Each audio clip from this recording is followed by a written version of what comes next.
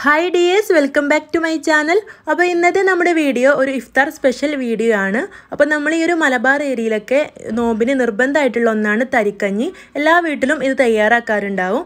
അപ്പോൾ നമുക്ക് ഇതുപോലെ ഒരു തരിക്കഞ്ഞിപ്പൊടി അല്ലെങ്കിൽ തരിക്കഞ്ഞി മിക്സ് തയ്യാറാക്കി വെക്കുകയാണെങ്കിൽ വളരെ ഈസി ആയിട്ട് വെറും മിനിറ്റുകൾ കൊണ്ട് തരിക്കഞ്ഞി തയ്യാറാക്കിയെടുക്കാൻ പറ്റും.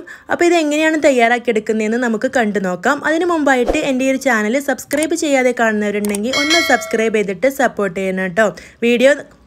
വീഡിയോ കണ്ടുകൊണ്ടിരിക്കുമ്പോൾ നിങ്ങൾക്ക് ഇഷ്ടമാവുണ്ടെങ്കിൽ ആ ലൈക്ക് ബട്ടണും കൂടെ ഒന്ന് ക്ലിക്ക് ചെയ്യണേ. അപ്പോൾ ഇനി നമുക്ക് വീഡിയോ കണ്ടു നോക്കാം. ഇതിനു വേണ്ടി ഞാനിവിടെ ഗ്യാസ് സ്റ്റോപ്പിൽ ഒരു പാൻ വെച്ച് കൊടുത്തിട്ടുണ്ട്. ഇതിലേക്കൊരു 3 ടേബിൾ സ്പൂൺ അളവിൽ നെയ്യ് ചേർത്ത് കൊടുക്കുന്നുണ്ട്. ഇനി നമുക്ക് നെയ്യ് ചേർത്ത് കൊടുത്ത് അതേ അളവിൽ വെളിച്ചെണ്ണയും ചേർത്ത് കൊടുക്കണം. അപ്പോൾ ഞാനിവിടെ എടുക്കുന്ന റവയുടെ അളവിനനുസരിച്ചാണ് ഈ ഒരു നെയ്യിൻ്റെയും വെളിച്ചെണ്ണയുടെയൊക്കെ കണക്ക് പറയുന്നത്. അപ്പോൾ നിങ്ങൾ റവ കുറച്ചും കൂട്ടിയൊക്കെ എടുക്കുകയാണെങ്കിൽ അതിനനുസരിച്ച് നെയ്യും വെളിച്ചെണ്ണയൊക്കെ ഒന്ന് അഡ്ജസ്റ്റ് ചെയ്തിട്ട് വേണം കേട്ടോ എടുക്കാൻ. അപ്പോൾ ഇവിടെ 3 ടേബിൾ സ്പൂൺ നെയ്യും 3 ടേബിൾ സ്പൂൺ വെളിച്ചെണ്ണയും ഒഴിച്ചു കൊടുത്തിട്ടുണ്ട്. ഇതൊന്ന് ചൂടായ ശേഷം ഇതിലേക്ക് ചെറിയുള്ളി ഇതുപോലെ കട്ട് ചെയ്ത് ചേർത്ത് കൊടുക്കുന്നുണ്ട്. ഇനി ഇത് നന്നായിട്ടൊന്ന് മൂപ്പിച്ചെടുക്കണം. അപ്പോൾ ഈ ഒരു ചെറിയുള്ളിക്ക് പകരം നിങ്ങൾക്ക് വേണമെങ്കിൽ സവോള വെച്ചിട്ടും ഇത് മൂപ്പിച്ചെടുക്കാം. അപ്പോൾ ഈ ഒരു ചെറിയുള്ളി ഇതുപോലെ ഒന്ന് നന്നായിട്ട് വാടി വന്നിട്ടുണ്ട്. അപ്പോൾ ഈ ഒരു സമയത്ത് നമുക്കിതിലേക്ക് ഇനി നട്ട്സ് ചേർത്ത് കൊടുക്കാം. ഞാനിവിടെ കാഷ്യൂ നട്ട്സും കിസ്മിസും ആണ് ചേർത്ത് കൊടുക്കുന്നത്. അപ്പോൾ അതൊന്ന് മൂത്ത് വരുന്ന സമയം കൊണ്ട് ചെറിയുള്ളി ഒന്നും കൂടെ ആയിക്കോളും. അപ്പോൾ ഇവിടെ കാഷ്യൂ നട്ട്സും കിസ്മിസും ചേർത്ത് കൊടുത്തിട്ടുണ്ട്. ഇനി ഇതും നമുക്ക് നന്നായിട്ടൊന്ന് മൂപ്പിച്ചെടുക്കണം.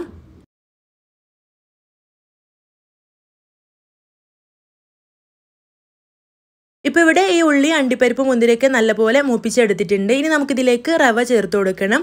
അപ്പോൾ ഞാനിവിടെ ഒരു 3 കപ്പ് അളവിലാണ് റവ ചേർത്ത് കൊടുക്കുന്നത്. അപ്പോൾ ആദ്യം 1.5 കപ്പ് റവ ചേർത്ത് കൊടുത്തിട്ട് നല്ലപോലെ ഒന്ന് മിക്സ് ചെയ്തെടുക്കാം. അപ്പോൾ അതിവിടെ നല്ലപോലെ മിക്സ് ചെയ്തെടുത്തിട്ടുണ്ട്. ഇനി ഇതിലേക്ക് ബാക്കിയുള്ള 1.5 കപ്പ് റവ കൂടെ ചേർത്ത് കൊടുക്കാം.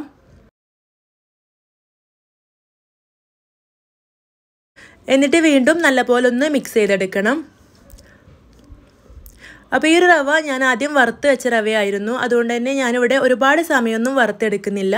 അപ്പോൾ നിങ്ങൾ വറുക്കാത്ത റവയാണെങ്കിൽ കുറച്ചധികം സമയം ഇതിലിട്ടിട്ടൊന്ന് വറുത്തെടുക്കണം.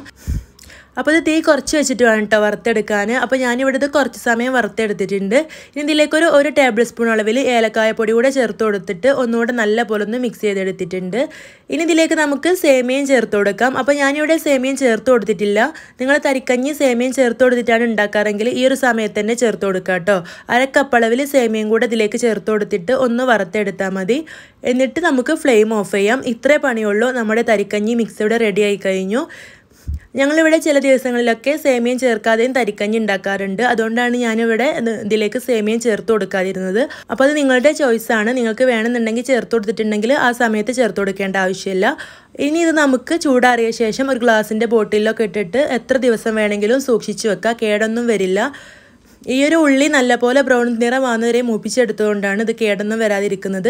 ഉള്ളി ഇത്രത്തോളം മൂപ്പിച്ചെടുത്തിട്ടില്ല എന്നുണ്ടെങ്കിൽ ഇത് നമുക്ക് ഫ്രിഡ്ജിൽ വെച്ച് സൂക്ഷിക്കേണ്ടി വരും. ഇനി നമുക്ക് ഇത് വെച്ചിട്ട് എങ്ങനെയാണ് തരിക്കഞ്ഞി തയ്യാറാക്കുന്നതെന്ന് കണ്ടു നോക്കാം. അപ്പോൾ അതിന് വേണ്ടി ഞാനിവിടെ ഒരു പാൻ ഗ്യാസ് സ്റ്റോപ്പിൽ വെച്ച് കൊടുത്തിട്ട് അതിലേക്ക് 1.5 കപ്പ് അളവിൽ പാല് ചേർത്ത് കൊടുത്തിട്ടുണ്ട്. ഇതിലേക്കൊരു 3 കപ്പിനടുത്ത് വെള്ളവും ചേർത്ത് കൊടുത്തിട്ടുണ്ട്. ഇത് നന്നായിട്ടൊന്ന് തിളച്ച് വരുമ്പോൾ ഇതിലേക്ക് നമുക്ക് ഈ ഒരു നമ്മൾ തയ്യാറാക്കി വെച്ച തരിക്കഞ്ഞി മിക്സിൽ നിന്ന് 1/2 കപ്പാണ് ചേർത്ത് കൊടുക്കുന്നത്. എന്നിട്ട് നന്നായിട്ടൊന്ന് തിളപ്പിച്ച് വേവിച്ചെടുക്കാം. അപ്പോൾ ഇതുപോലെ ഒരു തരിക്കഞ്ഞി മിക്സ് തയ്യാറാക്കി വെച്ചിട്ടുണ്ടെങ്കിൽ എല്ലാവർക്കും വളരെ ഈസി ആയിട്ട് തയ്യാറാക്കിയെടുക്കാം. നോമ്പിനൊക്കെ നമുക്ക് വളരെ പെട്ടെന്ന് തന്നെ ഇത് തയ്യാറാക്കിയെടുക്കാൻ പറ്റും. അപ്പോൾ എല്ലാവരും ഇത് തയ്യാറാക്കി വെക്കണം.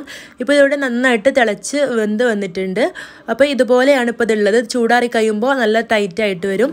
അപ്പോൾ ഇതിവിടെ ഞാൻ 1/2 കപ്പ് അളവിൽ പൊടി ചേർത്ത് കൊടുത്തത് തന്നെ കൂടുതലായിരുന്നു. ഇത് നന്നായിട്ട് തിക്കായി വന്നിട്ട് വീണ്ടും പാലും വെള്ളമൊക്കെ ചേർത്ത് കൊടുത്തിരുന്നു. അപ്പോൾ ഇതിലേക്ക് ഞാൻ മധുരത്തിന് ആവശ്യമായിട്ടുള്ള പഞ്ചസാര ചേർത്ത് കൊടുത്തിട്ടുണ്ട്. അതുപോലെ ഒരു പിഞ്ച് ഉപ്പും കൂടെ ചേർത്ത് കൊടുത്തിട്ടുണ്ട്. അപ്പോൾ നമ്മുടെ തരിക്കഞ്ഞി ഇവിടെ റെഡി ആയിട്ടുണ്ട്. അപ്പോൾ നിങ്ങൾ കട്ടി കൂടുകയാണെങ്കിൽ അതിനനുസരിച്ച് വെള്ളം പാലൊക്കെ ചേർത്ത് കൊടുക്കണം. ഇനി ഇതിലേക്ക് വെള്ളം പാലൊക്കെ ചേർത്ത് കൊടുക്കുകയാണെങ്കിൽ അത് ചൂടാക്കിയ ശേഷം വേണം കേട്ടോ ചേർത്ത് കൊടുക്കാൻ. ഡയറക്റ്റ് പച്ചവെള്ളമൊന്നും ചേർത്ത് കൊടുക്കരുത്. അപ്പോൾ ഇതിൻ്റെ ടേസ്റ്റ് കുറയും. അപ്പോൾ നിങ്ങളെല്ലാവരും ഇതുപോലെ തയ്യാറാക്കി നോക്കണം. നിങ്ങളുടെ അഭിപ്രായങ്ങളെല്ലാം കമൻ്റായിട്ട് അറിയിക്കണം. ഈ ഒരു വീഡിയോ നിങ്ങൾക്ക് ഇഷ്ടമായിട്ടുണ്ടെങ്കിൽ മറക്കാതെ ലൈക്ക് ചെയ്യണം. ചാനൽ സബ്സ്ക്രൈബ് ചെയ്യാതെ കാണുന്നവരാണെങ്കിൽ ഒന്ന് സബ്സ്ക്രൈബ് ചെയ്തിട്ട് സപ്പോർട്ട് ചെയ്യണം കേട്ടോ.